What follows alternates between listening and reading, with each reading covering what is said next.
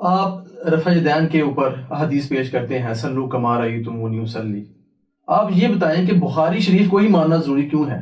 کیا امام بخاری کو کوئی غلطی نہیں لگ سکتی؟ جی لگ سکتی ہے، کیوں نہیں لگ سکتی؟ کس نے کہا ہے کہ امام بخاری کو غلطی نہیں لگ سکتی؟ لگ سکتی ہے.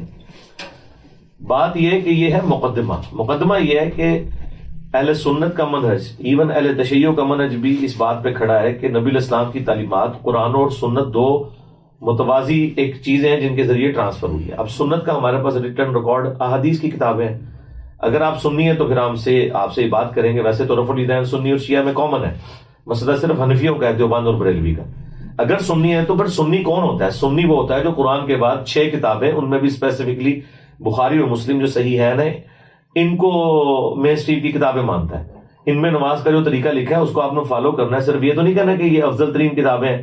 تو چونکہ یہ سب سے افضل ترین کتابیں ہیں، احتیاط سے جمع ہوئی ہیں اور ساروں نے اس کو ایگری کیا ہے. ہاں اس کے علاوہ بھی اگر کسی اور کتاب میں کوئی صحیح حدیث ملتی ہے تو ضرور فالو کریں گے، لیکن وہ ایک ہی روایت ہے جو ترمذی میں ہے، اس کو عبداللہ ابن مبارک نے ضعیف کہا، امام ترمذی نے نقل کیا، امام ترمذی نے اسے حسن کہا.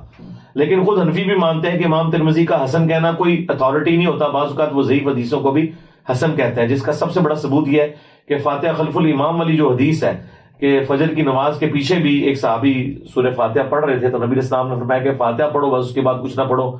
اور وہ یہ حنفیوں کو جب ہم حدیث پیش کرتے ہیں وہ کہتے ہیں کہ یہ حدیث جو ہے وہ ضعیف ہے. ہم کہتے ہیں امام ترمذی نے اسے حسن کہا، وہ کہتے ہیں امام ترمذی کے حسن سے دھوکہ نہ کھاؤ. یہ تو خود احمد بریلوی صاحب نے لکھا ہوا ہے کہ امام ترمذی کے حسن سے دھوکہ نہ کھاؤ.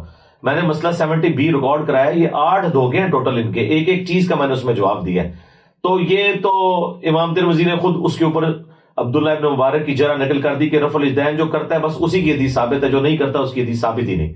اور انہوں نے کیٹاگوریکل ڈینائی کیا ہے ابن مسعود کی روایت کا مینشن کر کے. اور امام داؤد نے بھی ابن مسعود والی حدیث کو کہا وَلَيْسَ بِصَحِيحٍ عَلَى هَذَا الْمَعْنَى.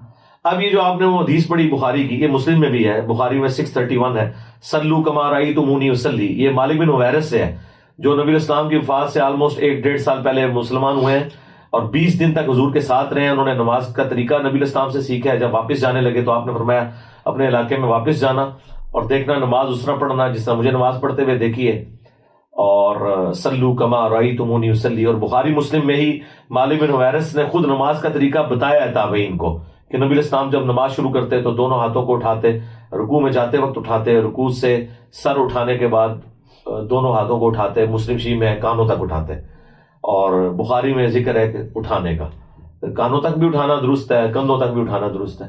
تو ہم تو اسی کے اوپر ہی عمل کر رہے ہیں جو نبی اسلام نے اپنے صحابہ کرام کو سکھایا ہے.